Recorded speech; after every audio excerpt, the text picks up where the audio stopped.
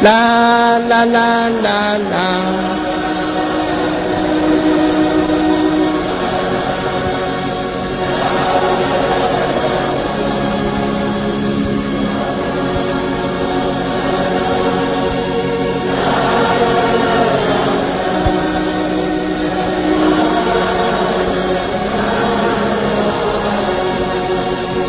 Bwana, Bwana, unikumbuke, imba Bwana, Bwana.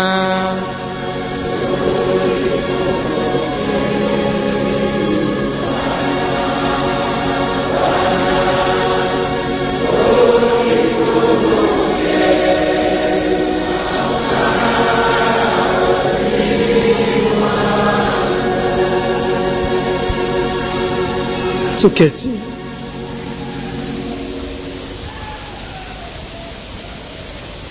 Bwana mwema, tunapoendelea kujifunza sehemu hii ya pili ya somo letu, mpe kila mmoja wetu sasa ufahamu yote tunayopaswa kuyafahamu, ili tujiandae itupasavyo. Tufunulie kwa Roho sasa katika jina la Yesu. Amen.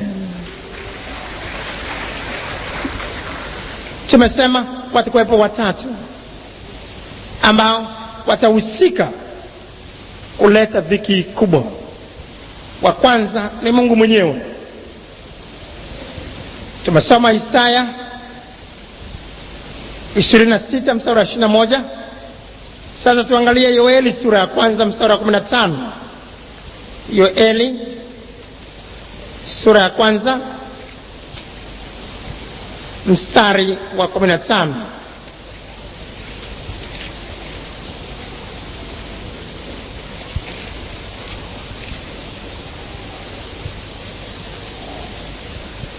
Ole wake siku hii, kwa maana siku ya Bwana inakaribia, nayo itakuja kama uangamivu utokao kwake aliye Mwenyezi. Mwenyezi Mungu mwenyewe atahusika kuleta ghadhabu juu ya wanadamu katika dhiki kubwa. Ufunuo Yohana sura ya 14 mstari wa 7. Ufunuo Yohana sura ya 14 mstari wa 7.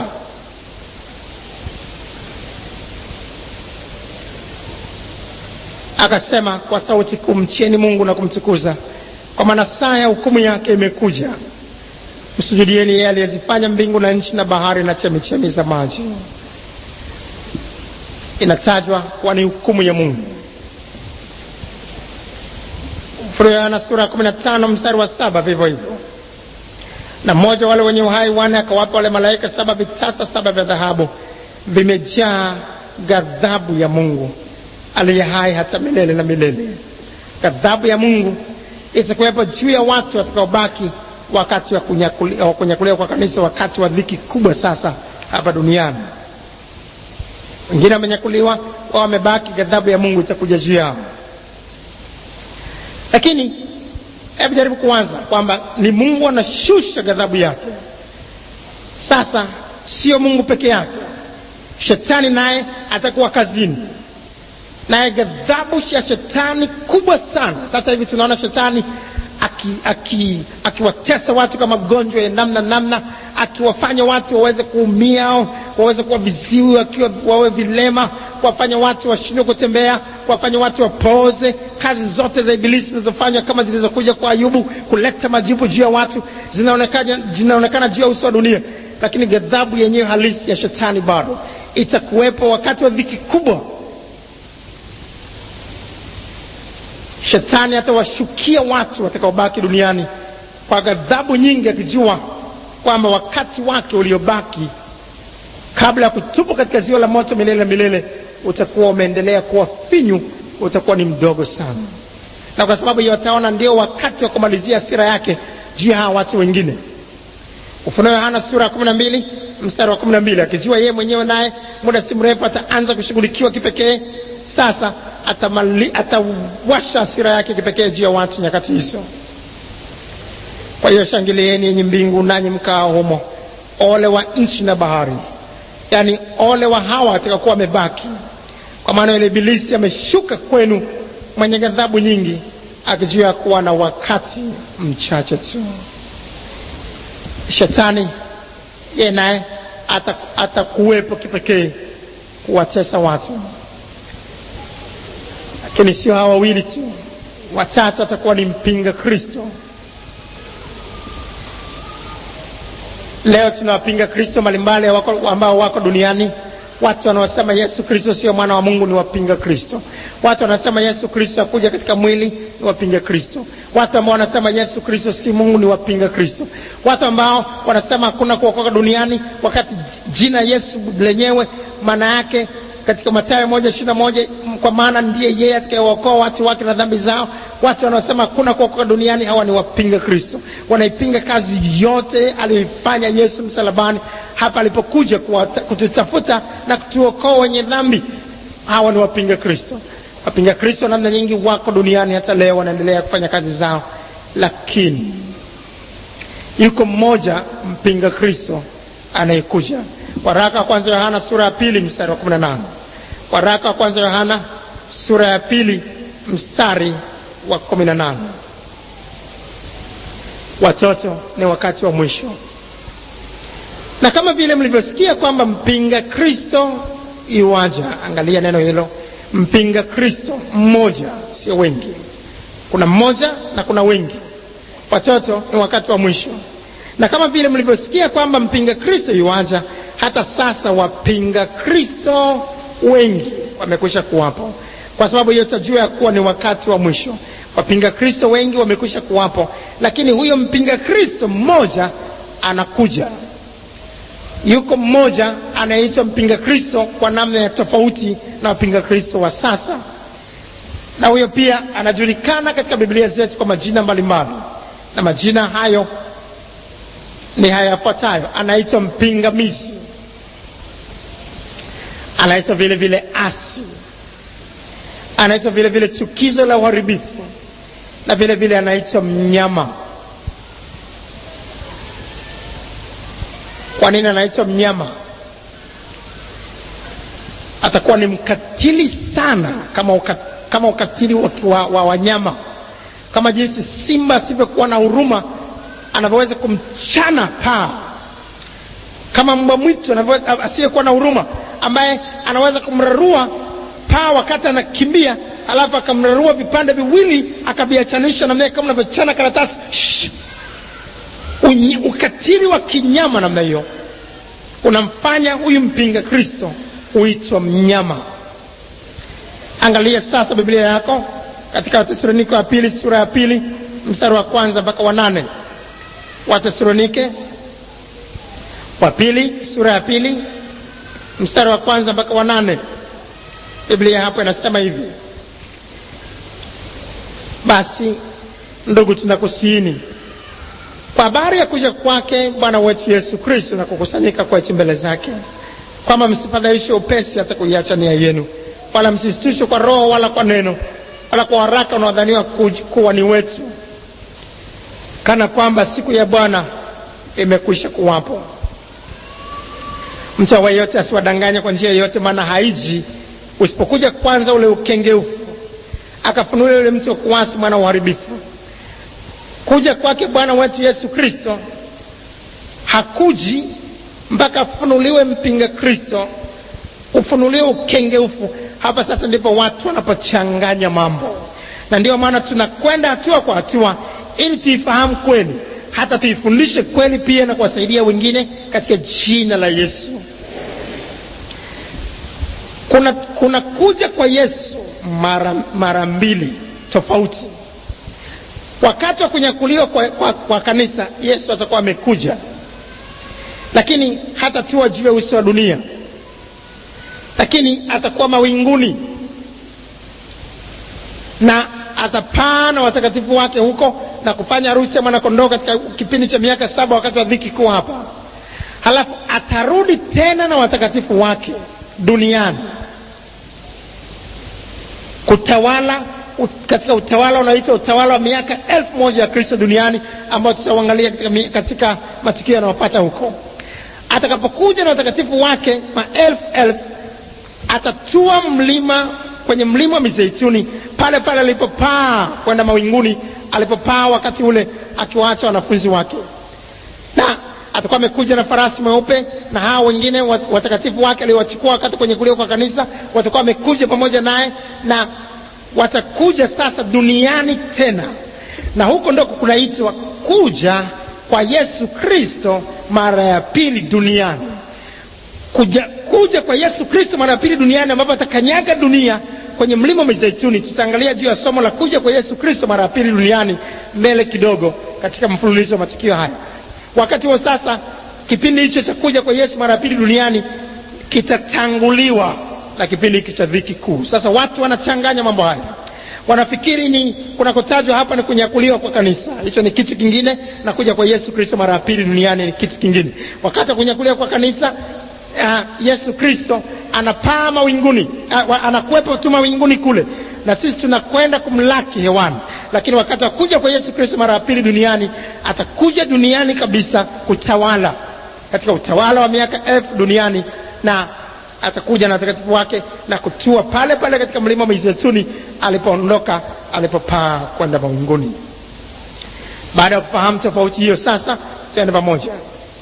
Basi ndugu, tunakusihi tangu mstari wa kwanza tena, kwa habari ya kuja kwake Bwana wetu Yesu Kristo na kukusanyika kwetu mbele zake, kwamba msifadhaishe upesi hata kuiacha nia yenu, wala msisitishwe kwa roho, wala kwa neno, wala kwa waraka unaodhaniwa kuwa ni wetu, kana kwamba siku ya Bwana imekwisha kuwapo. Mtu awaye yote asiwadanganye kwa njia yote, maana haiji usipokuja kwanza ule ukengeufu, akafunulia yule mtu wa kuasi, mwana wa uharibifu.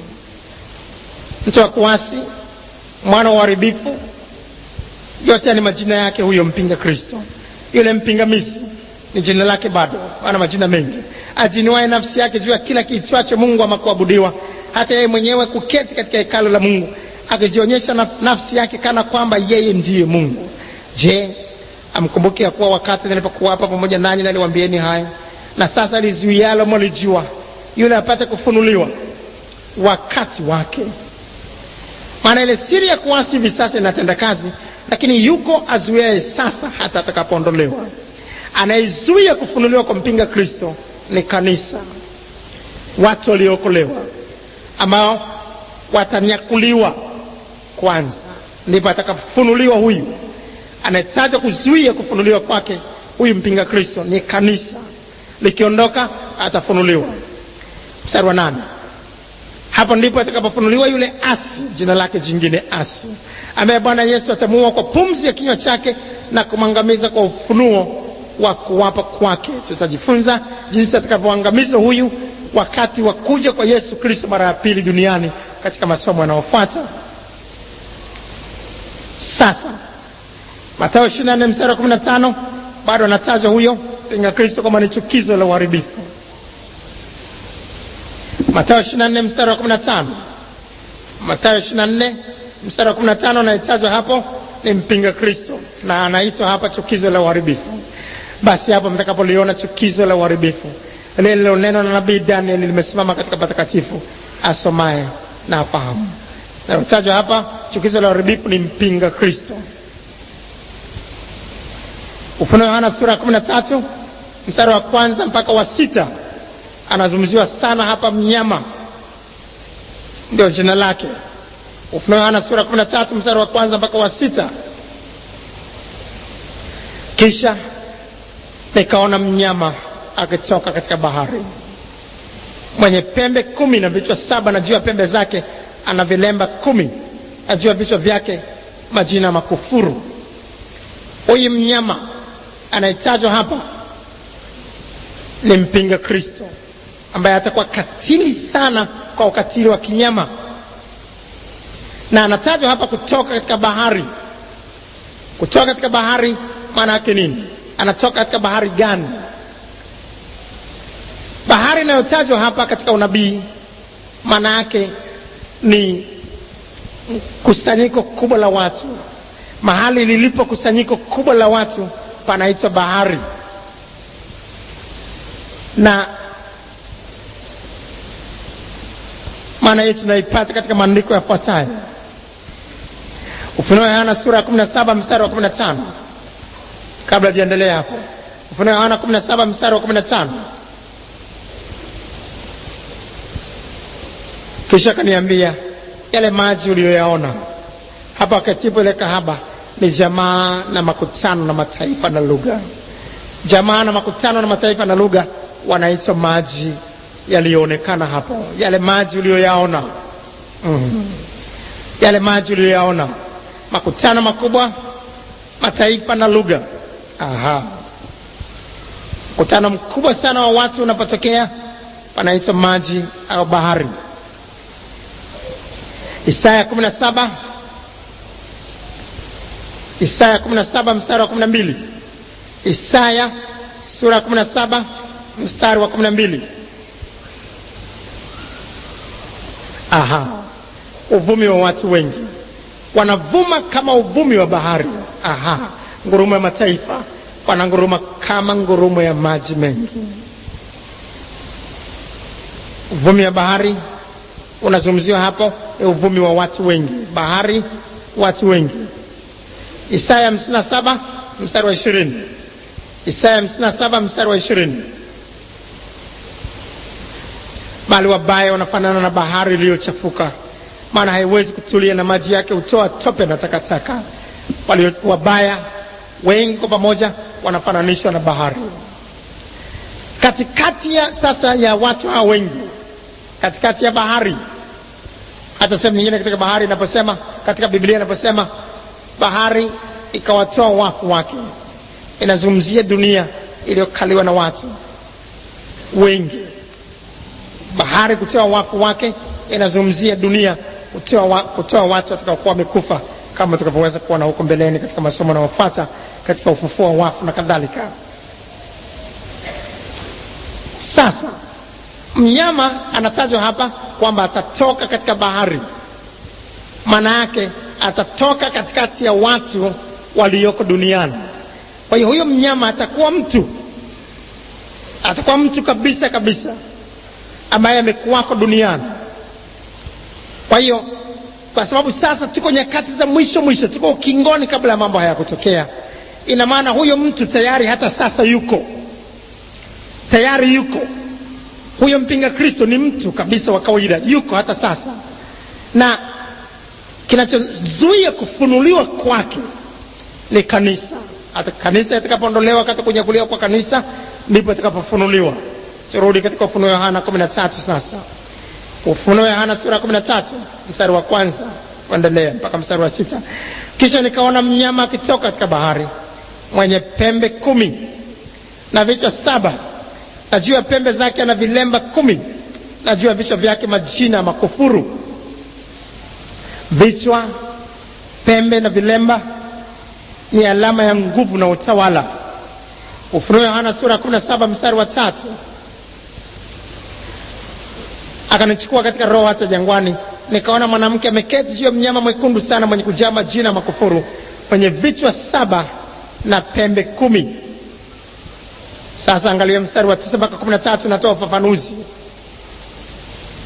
Hapa ndipo penye akili zenye hekima. Vile vichwa 7 ni milima 7 na wakali ya mwanamke huyo, navyo ni wafalme 7. 5 wamekwisha kuanguka na moja yupo, na mwingine hajaja bado. Naye atakapokuja imempasa kukaa muda mchache. Na yule mnyama aliyekuwako naye hayuko, yeye ndiye wa 8, naye ni mmoja wa wale 7, naye aenenda kwenye uharibifu. Mstari wa 12 mpaka 13.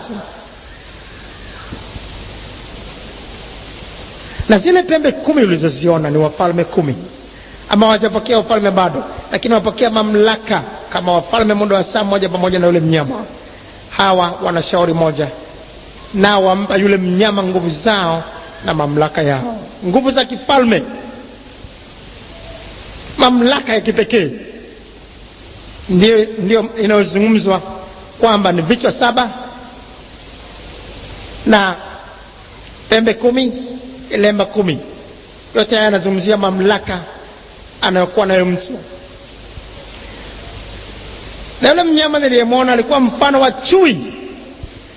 Tunajua chui anavyorarua wanyama, na miguu yake ilikuwa kama miguu ya dubu. Tunajua dubu anavyorarua wanyama. Hebu ni mnyama ambaye ni hatari sana. Katika madubu hawako sana sehemu yetu huku, katika nchi yetu wako sehemu zile za Ulaya. Na kinywa chake kama kinywa cha simba. Chui, dubu, simba walivyo wakali namna hiyo. Ukatili wa simba, ukatili wa chui, ukatili wa dubu uko ndani ya mnyama, uko ndani ya mpinga Kristo. Yule joka akampa nguvu zake na kiti chake cha enzi na uwezo mwingi, akapewa mamlaka ya kishetani juu yake vile vile. Nikaona kimoja cha vichwa vyake kana kwamba kimetiwa jeraha la mauti, na pigo lake la mauti likapona. Dunia yote ikamstajabia mnyama yule. Wakamsujudu yule joka kwa sababu alimpa huyo mnyama uwezo wake, na wakamsujudu yule mnyama wakisema, ni nani afananaye na mnyama huyu? Tena ni nani awezaye kufanya vita naye? Naye akapewa kinywa cha kunena maneno makuu ya makufuru. Akapewa uwezo wa kufanya kazi yake miezi 42. Akafunua kinywa chake mtukane na Mungu na kulitukana jina lake na maskani yake, nao wakao mbinguni. Huyo ni mnyama, huyo ni mpinga Kristo, ambaye naye kwa mamlaka ya kishetani atakayokuwa nayo, na kwa mamlaka ya kifalme atakayokuwa nayo, na jinsi atakavyopewa ushirikiano na wafalme wa duniani atakayokuwepo hapa, ambao wanatajwa, ambao hata sasa wanazidi kuimarika, falme zao zinazidi kuimarika. Hawa watampa nguvu kubwa sana ya kiuchumi na nguvu kubwa sana ya kivita, kuweza kumfanya awe tishio mtu yule, na kuwa si mtu wa kawaida ambaye watu watalazimika dunia yote kumsujudia. Huyo ni mpinga Kristo ambaye atafunuliwa. Huyo sisi hatutamuona akitenda kazi. Kama tutakuwa tumekaa katika imani, tutakuwa tumenyakuliwa, na atatenda kazi wakati hatuko. Na watu wanaofundisha kwamba kanisa litakuwepo katika dhiki kubwa, wanataka kufanya watu wasijiandae vizuri. Ndio lengo la shetani la kuleta mafundisho hayo, kwamba tutapita na sisi kwenye dhiki kubwa hiyo, kwa hiyo hatuna haja ya kuhangaika. Ina maana kama tutapita kwenye dhiki kubwa inatajwa kama ni miaka 7. Halafu miaka 7 itakapokwisha ndio kuna kuja kwa Yesu Kristo mara ya pili. Sasa wanachanganya hawa mafundisho ili ionekane kuja kwa Yesu ndio kunyakuliwa kwa kanisa. Sasa wakati ule hakuna mtu ajuaye siku wala saa, lakini baada ya miaka 7 Yesu atakuja. Kwa hiyo saa ile inafahamika ya kuja kwake. Miaka 7 tu ikiisha, Kristo atakuja mara ya pili duniani. Kwa hiyo haiwezi kuwa ni wakati ule, kwa sababu wakati wa kunyakuliwa kwa kanisa ni wakati ambapo saa ile hakuna ajuaye. Amen. Na ndio maana ni wakati utile nao ambao tunatakiwa kujiandaa, kujiweka tayari, kwa sababu hatuijui siku wala saa ya kunyakuliwa kwa kanisa, ya kuja kwa Yesu mawinguni. Ndio maana lazima tutofautishe vizuri haya, ili tusipotoshwe na hawa ambao wanataka tulegelegee, tusikae katika utakatifu kwa kuanza kwamba hata katika dhiki itakapokuja na sisi tutakuwepo, ili tulegelegee tukingoja dhiki kubwa. Bwana ampe kila mmoja wetu kuwa na hekima na akili na kupambanua haya katika jina la Yesu. Sasa mtu huyu au mnyama atakuwa amepewa uwezo wa shetani, ambao kama tulivyosoma hapa katika Ufunuo 13:4, na kutokana na ishara zake na mateso yake atawafanya watu wengi walioachwa kumwabudu shetani, au sio kuuawa. Ufunuo Yohana sura 13 mstari wa 13 mpaka 17. Sasa naye afanya ishara kubwa, hata kufanya moto kushuka kutoka mbinguni uje juu ya nchi mbele ya wanadamu, naye wakosesha wale wakao juu ya nchi kwa ishara zile alizopewa kuzifanya mbele ya huyo mnyama, akiwaambia wakao juu ya nchi kumfanyia sanamu yule mnyama aliyekuwa na jeraha la upanga, naye akaishi. Akapewa kutia pumzi katika ile sanamu ya mnyama, hata ile sanamu ya mnyama inene, na kuwafanya hao wote wasioisujudu sanamu ya mnyama wauao. Naye wafanya wote, wadogo kwa wakubwa, na matajiri kwa maskini, na walio huru kwa watumwa, watiwe chapa katika mkono wao wa kuume au katika vipaji vya nyuso zao.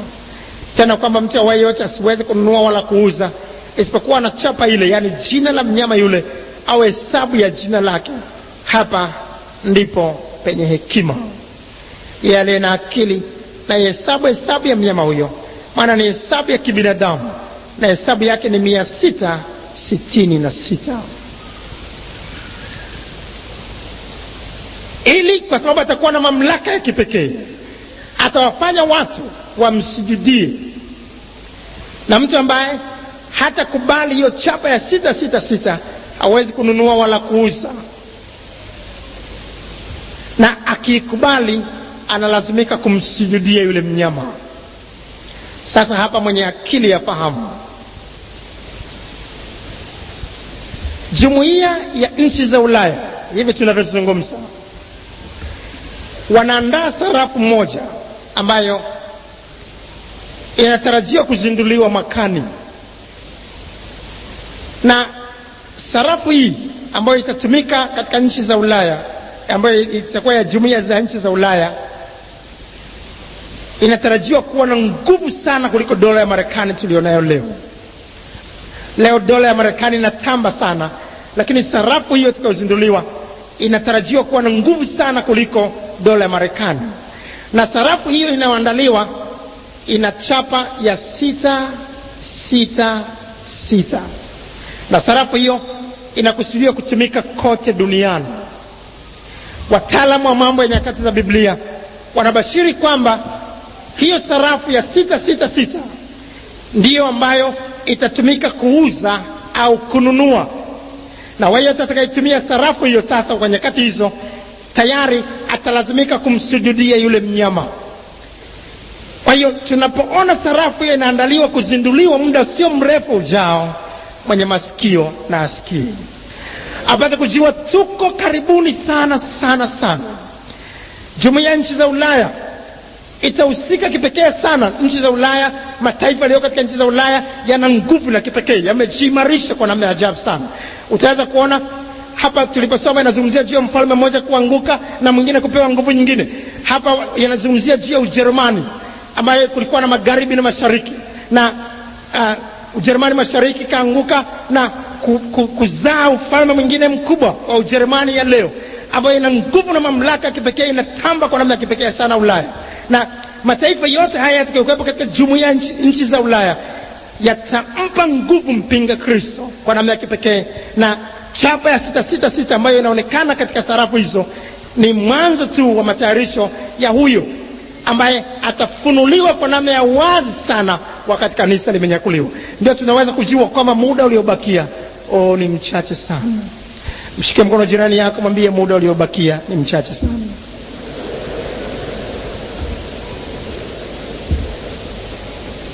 Matumizi ya 666 na kupamba moto yatakuwepo wakati dhiki kubwa imeanza, manake wakati kanisa limenyakuliwa.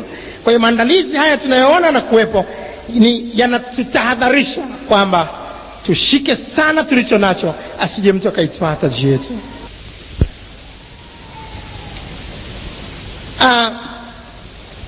Tupige hatua sasa kutokea hapo. Tupige hatua sasa kutokea hapo.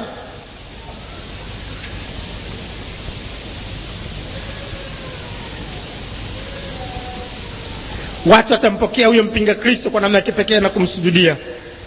Maana Biblia inasema katika Yohana 5:43, na hilo lazima litimie, mimi nimekuja kwa jina la Baba yangu wala ninyi hamnipokei. Mwingine akija kwa jina lake mwenyewe mtampokea huyo. Huyo mpinga Kristo atampokea, atakuwa amekuja kwa jina lake mwenyewe, lakini watampokea wanadamu kwa wingi wao, wakifikiri huyo ndiyo msaada na ukombozi wao, kumbe wanazidi kuharibikiwa. Twende sasa katika kipengele cha 5. Makusudi ya dhiki kubwa. Kwanza, kuliandaa taifa la Israeli kumpokea Yesu kama masihi wao. Ni muhimu kuelewa kwamba Mungu alijifunga katika agano au ahadi, na ahadi za Mungu haziwezi kutanguka. Alijifunga katika agano kwamba Waisraeli wote wataokolewa. Ingawa alikuja wakakataa kumpokea. Katika Yohana sura ile ya kwanza mstari wa 11, alikuja kwake wala walio wake hawakumpokea. Walio wake wana wa Israeli hawakumpokea. Hakukubaliwa na wana wa Israeli alipokuja, lakini bado alijifunga katika ahadi zake kwamba atawaokoa wana wa Israeli wote. Sasa makusudi ya dhiki kuu ni kuwatesa kipekee wana wa Israeli, na kwa mateso hayo mpaka wamkiri Yesu kuwa Bwana na Mwokozi wao. Na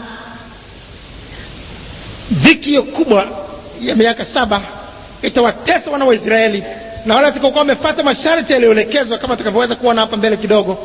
Sasa hao atakapokuja Yesu Kristo mara ya pili na watakatifu wake, hawa nao wataokolewa kutoka katika ile dhiki kuu. Hao ndio wanaotajwa kama ni watakatifu wanaotoka katika ile dhiki kuu, ambao wataungana tena na watakatifu ambao wako sasa, ambao watakuwa wamepaa pamoja na Yesu na wamerudi duniani kutawala kwa miaka 1000. Tuko pamoja mpaka hapo? Watakatifu watokao katika dhiki kuu sio sisi tuliopo sasa, lakini ni wana wa Israeli, kama tutakavyoweza kuona baadaye kidogo hapa. Kumbukumbu la Torati sura 4 mstari wa 30 mpaka 31 tulione agano hilo. Kumbukumbu la Torati sura ya 4 mstari wa 30 mpaka mstari wa 31. Na wakati wapo katika mashaka, ukisha kupata na mambo haya yote siku za mwisho, utamrudia Bwana Mungu wako na kuisikiza sauti yake, kwa kuwa Bwana Mungu wako ni Mungu wa rehema, hata kukosa wala kukuangamiza, wala hata lisahau agano la baba zako nililowaapia. Atakapokuwa katika mashaka taifa la Israeli, akisha kupata na mambo haya yote siku za mwisho, wakati wa dhiki kubwa, hatimaye atamrudia Bwana na kuisikiza sauti yake, na rehema za Mungu zitaonekana, hata lisahau agano la baba zake, maana alijitambulisha kama ni Mungu wa Ibrahimu, Isaka na Yakobo. Twende pamoja sasa katika Yeremia 30 mstari wa 7. Yeremia 30 mstari wa 7. Yeremia 30:7. Ole, maana siku ile ni kuu, hata hapana inayofanana nayo. Maana ni wakati wa tabu yake Yakobo, inazungumzia Israeli, lakini ataokolewa nayo. Wanaotajwa kuokolewa kutoka katika dhiki kuu hapa ni Israeli. Sasa angalia Ezekiel 20 mstari, Ezekiel 20 mstari sasa wa 37 pia. Nami nitawapitisha chini ya fimbo, nami nitawaingiza katika mafungo ya agano. Mungu ameshajifunga katika agano lake na halitanguki. Na agano lake ni nini? Angalia sasa kwa makini yalivyofafanuliwa katika Warumi sura ya 11 mstari wa 25 mpaka 27, na Paulo mtume aliyepewa wingi wa mafunuo, ambao kwake tunajifunza mambo haya ya siku za mwisho. Warumi 11 mstari wa 25 mpaka 27. Warumi 11 mstari wa 25 mpaka 27. Kwa maana ndugu zangu, sipendi msijue siri, ili msijione kwa wenye akili, ya kwamba kwa sehemu ugumu umewapata Israeli, mpaka utimilifu wa mataifa uwasili. Utimilifu wa mataifa ni wakati wa kunyakuliwa kwa kanisa. Majira tulionayo yanaitwa pia majira ya mataifa au majira ya kanisa. Na wakati huu wana wa Israeli ni wagumu sana kuokoka. Watu waliokolewa Israeli kwa leo ni wachache sana sana sana sana sana. Kuhubiri injili Israeli ni ngumu kuliko sehemu nyingine yote duniani. Huo ndio ugumu unaotajwa. Kwa maana ndugu zangu, sipendi msijue siri, ili msijione kwa wenye akili, ya kwamba kwa sehemu ugumu umewapata Israeli, mpaka utimilifu wa mataifa uwasili. Hivyo Israeli wote wataokoka. Tuseme wote. Hivyo Israeli wote wataokoka. Kama ilivyoandikwa, Mwokozi atakuja kutoka Sayuni, atamtenga Yakobo na maasia yake, na hili ndilo agano langu nao, nitakapowaondolea dhambi zao. Ndio agano lao, agano lake, agano na Mungu na wana wa Israeli, kwamba utimilifu wa mataifa atakapowasili, sasa atawaondolea dhambi zao wana wa Israeli. Wana wa Israeli watapita katika dhiki kubwa sana, na watakapofanya masharti walioelekeza kuyafanya, sasa wataokolewa, wataondolewa dhambi zao na kujiunga na watakatifu walionyakuliwa pamoja na Yesu. Na hawa ndio wateule wanaotajwa sasa katika maandiko, na neno hilo linachanganya sana watu. Iko hivi, katika miaka 3.5 ya mwanzo kutakuwa na nafuu kidogo kwa taifa la Israeli, kutokana na agano la uongo ambalo tulitaja kidogo habari zake, ambalo mpinga Kristo atakuwa amelifanya pamoja na Israeli.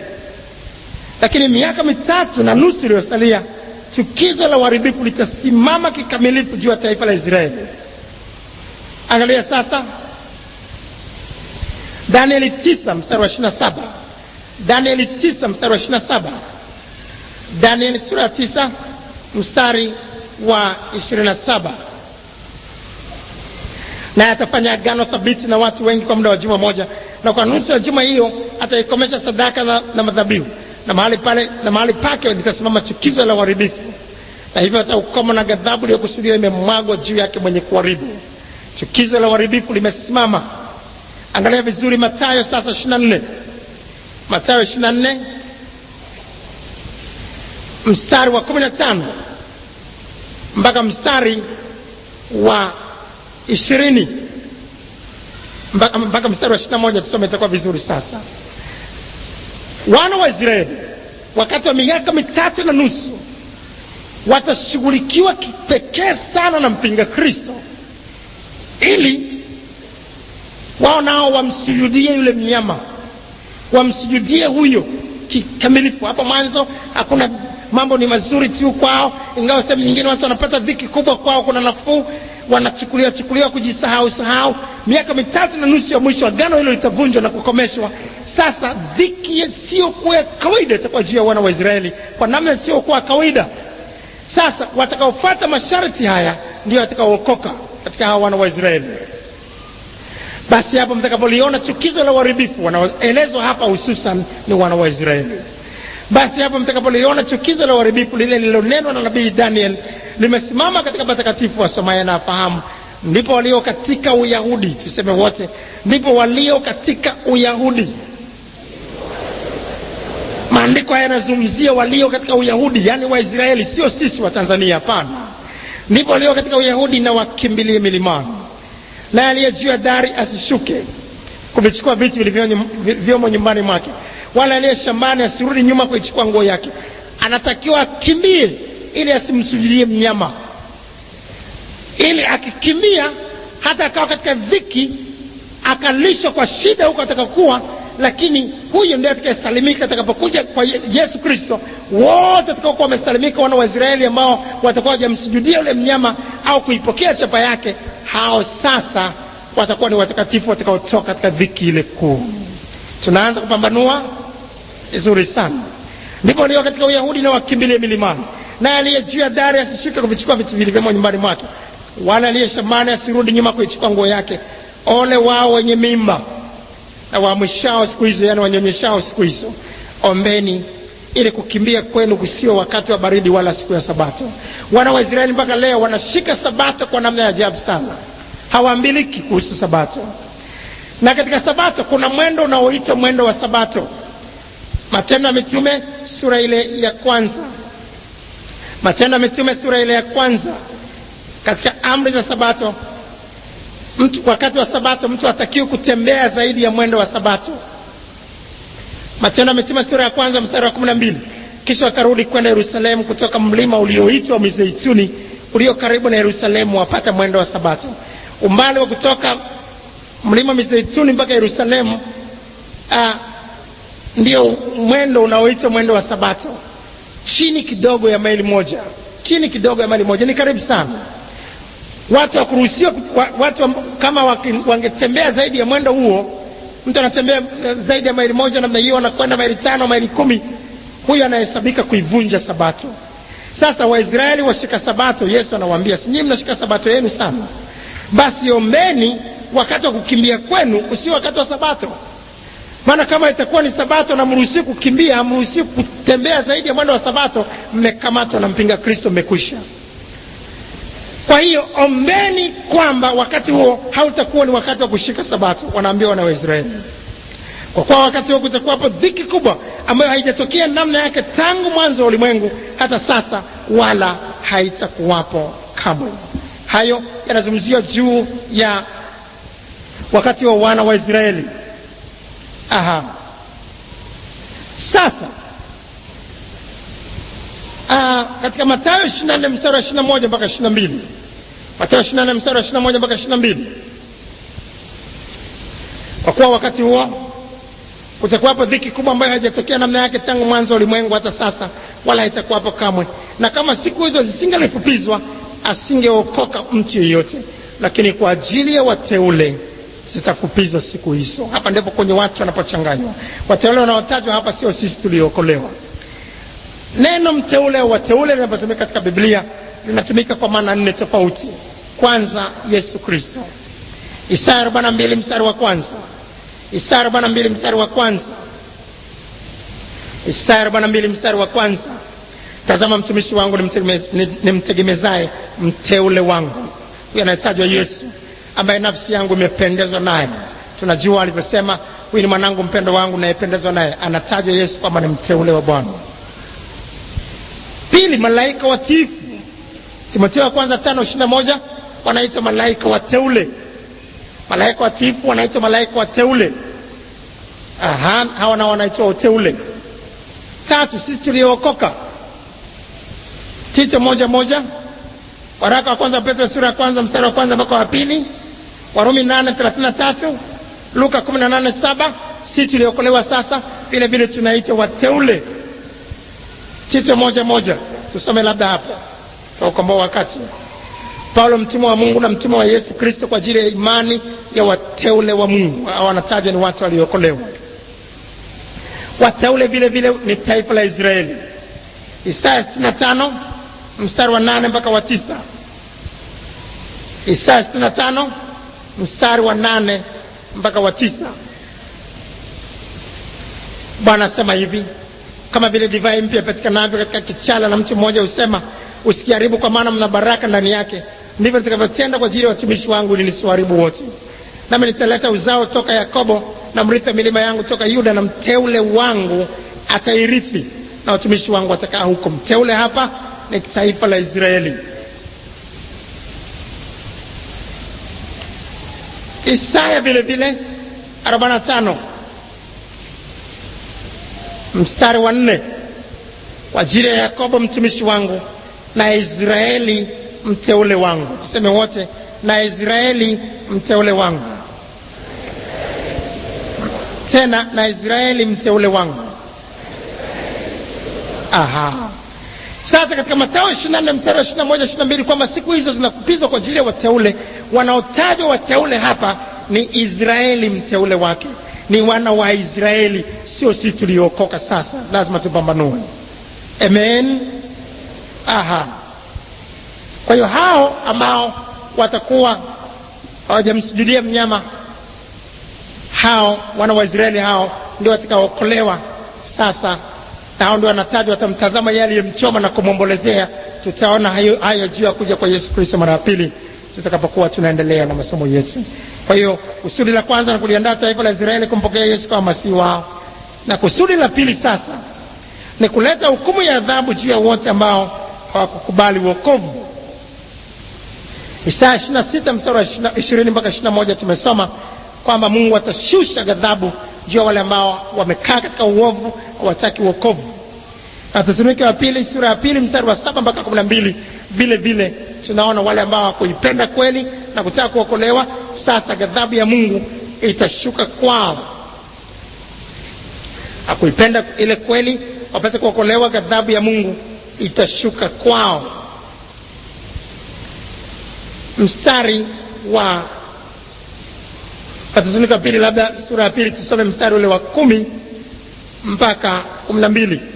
Na katika madanganyo yote ya udhalimu kwa wanaopotea, kwa sababu hawakukubali kuipenda ile kweli wapate kuokolewa.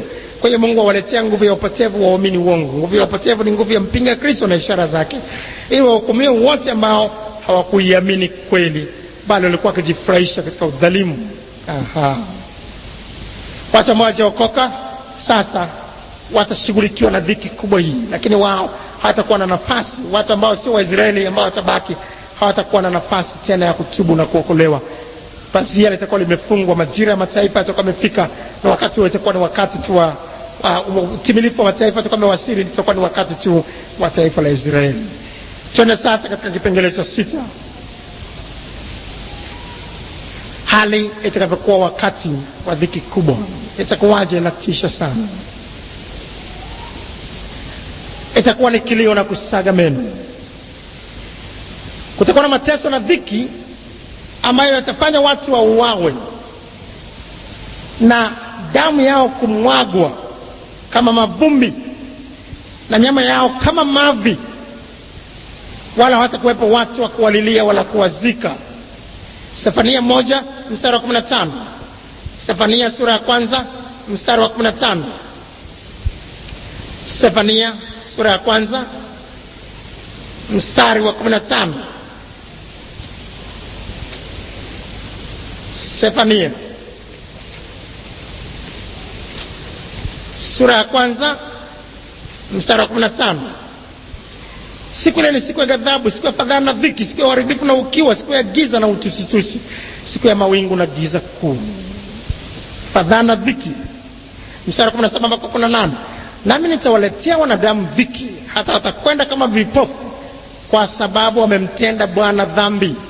Hiyo ni uthibitisho kwamba watu waliookolewa leo hawatakuwepo. Dhiki itakuja. Mungu anasema kwa nini? Kwa sababu wamemtenda Bwana dhambi, na damu yao itamwagwa kama mavumbi na nyama yao kama mavi. Fedha yao wala dhahabu yao havitaweza kuwaokoa katika siku ile ya ghadhabu ya Bwana, bali nchi yote pia itateketezwa kwa moto wa wivu wake, maana atawakomesha watu wote wakao katika nchi, naam, ukomo wa kutisha. Hakuna kumlilia mwingine, kwa sababu wote watakuwa wanalia, wote watakuwa wako katika hali nzito za dhiki. Hata kama mtu akifa, kila mmoja anaangalia lwake. Leo mtu unamlilia mwenzako kwa sababu wewe uko katika nafuu, wewe huko katika mateso yake, lakini kila mmoja kwenye mateso, nani atamlilia mwenzake? Akifa huyo akaanguka, watu ni kama mavi tu, wanamwagwa kama mavumbi, hawana thamani tena, watakaokufa wakati wa dhiki kuu. Yeremia 25 mstari wa 33 tunaona mambo hayo hayo. Na leo watu wanatenda dhambi na wanaonekana kama Mungu hayuko, lakini hasira ya Mungu imefichwa, imewekwa akiba na itafunuliwa wakati wa dhiki kubwa. Sefania sura ya 2 mstari wa 1 mpaka 3 inazungumzia juu ya kufunuliwa akiba ya hasira ya Mungu.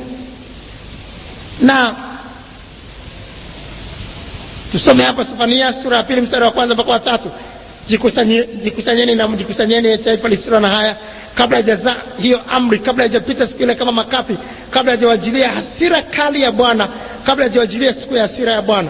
Mtafuteni Bwana, enyi nyote mlio wanyenyekevu wa dunia, ninyi mliozitenda hukumu zake. Itafuteni haki, utafuteni unyenyekevu, huenda mtafichwa katika siku ya hasira ya Bwana. Leo mtu anafanya chochote, unaweza kudhihaki, unaweza kusema hakuna kuokoka, unaweza kusema Mungu hayuko, unaweza kufanya dhambi, unaweza kufanya uzinzi, hakuna mtu anayeshughulika na wewe. Lakini wakati unakuja mzito ambao kutakuwa hakuna jinsi yoyote ya kujitetea, na yatamwagwa mapigo 7 ambayo tunaangalia kwa haraka hapa. Ufunuo Yohana sura ya 15. Sasa tuende kwa haraka, muda wetu unasonga sana. Ufunuo Yohana sura ya 15 mstari wa 1. Kisha nikaona ishara nyingine katika mbingu iliyo kubwa na ya ajabu, malaika 7 wenye mapigo 7 ya mwisho, maana katika hayo ghadhabu ya Mungu imetimia. Mapigo 7 yatakuwaje wakati wa dhiki kuu? Twende tuangalie sasa mstari wa 1 mpaka wa 6, sura ya 16. Nikasikia sauti kuu kutoka hekaluni ikiwaambia wale malaika 7, enendeni mkavimile vile vitasa 7 vya ghadhabu ya Mungu juu ya nchi. Akaenda huyo wa kwanza, akakimimina kitasa juu ya nchi, pakawa na jibu baya bovu juu ya watu wenye chapa za huyo mnyama. Watu duniani watakuwa na majibu mabaya yanayotoka usaha, yanayonuka. Wataumizwa kwa majibu hayo kuliko wakati wa Ayubu. Hilo ni pigo la kwanza. Na huyo wa pili, mstari wa 3, akakimimina kitasa juu ya bahari, ikawa damu kama damu ya mfu, na vitu vyote vyenye roho ya uhai katika bahari vikafa.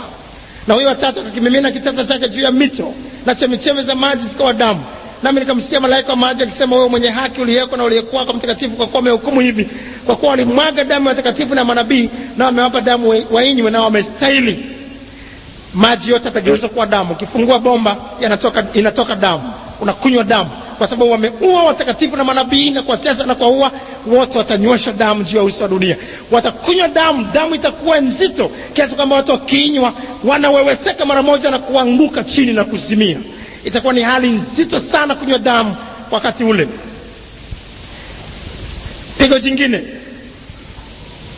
mstari ule wa 8, na huyo wa 4, akakimimina kitasa chake juu ya jua, nalo likapewa kuwaunguza wanadamu kwa moto. Kuendelea inasema, wanadamu wakaunguza maunguzo makubwa, na wakalitukana jina la Mungu lina mamlaka juu ya mapigo hayo, wala hawakutubu wala kumpa utukufu.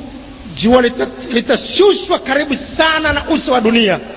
Sasa hivi katika jua, joto lililoko, joto la kuchemsha maji ni centigrade 100. Maji yanachemka kabisa ya kunyenyewa kuku. Sasa joto lililoko katikati ya jua ni centigrade 1,000,000. Centigrade 1,000,000, upate kufahamu joto hilo. Sasa jua litatelemshwa karibu sana na wanadamu, litakuwa karibu sana, na watu wataunguzwa maunguzo makuu ya jua, kiasi kwamba atakuwa na kufuru na kusema na kumtukana Mungu, na maana maombi yao wakati huo hawayajibiwi. Kwa hiyo anamkufuru na kusema mateso ya namna hii kwa namna gani. Hatimaye itawaje?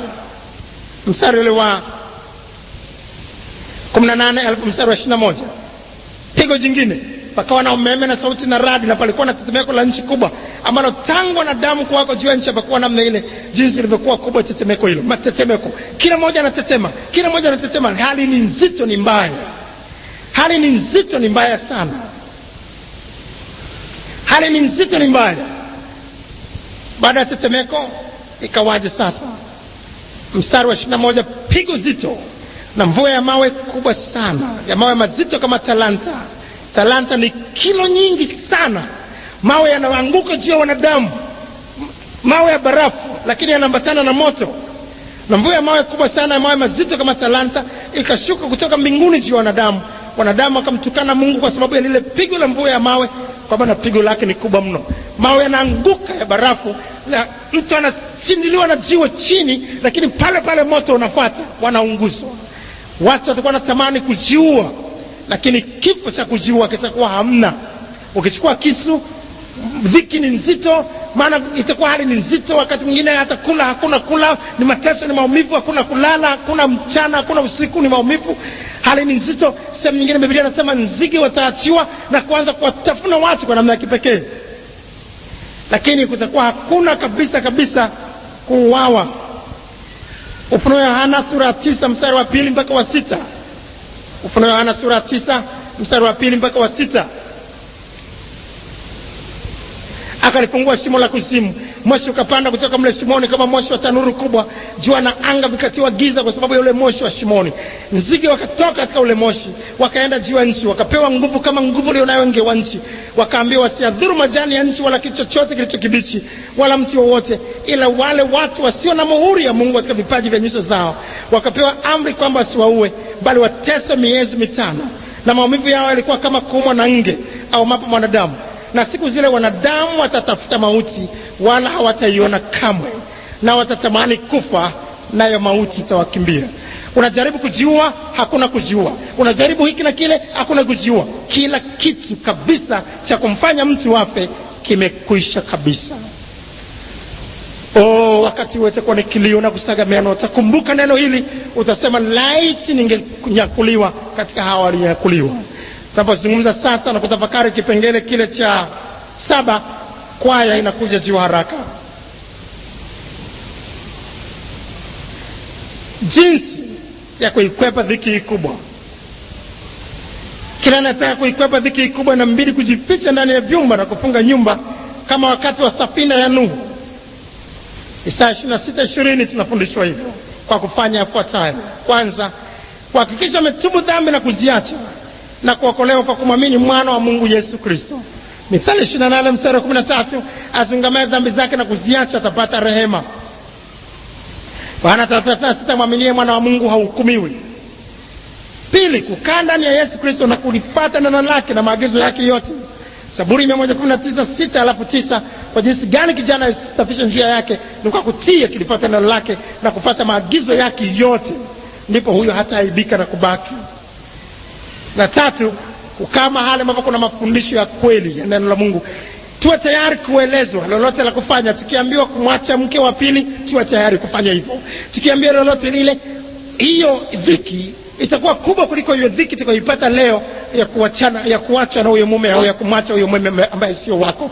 Ndio maana lazima tuwe tayari kufanya yote, na tukae mahali ambapo walimu watatueleza kweli yote. Tusikae mahali pa kudanganywa tu. 4, ukesha wakati wote kwa kuyatunza mavazi meupe ya utakatifu. Doa dogo tu husababisha uchafu. Katika wimbo ulio bora 2:15 Biblia inasema lazima tujihadhari na mbweha wadogo, yaani dhambi tunazoziona ndogo, maana zinatufanya tuachwe. Tuvae mavazi meupe, tujue mbali na kila uchafu, maana pasipo huo utakatifu hakuna atakayemwona Bwana.